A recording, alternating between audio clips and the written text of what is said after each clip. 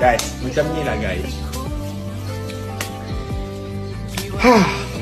Kadang-kadang jujur aku sedih dengan apa yang terjadi.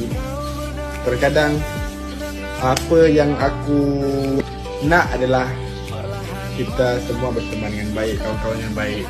Tetapi kerana mulut-mulut manusia ni membuatkan satu pertemanan tu semua sudah hancur.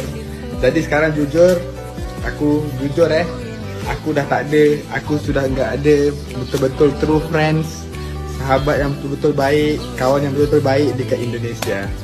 Jadi aku akan bergerak secara sendiri sahaja.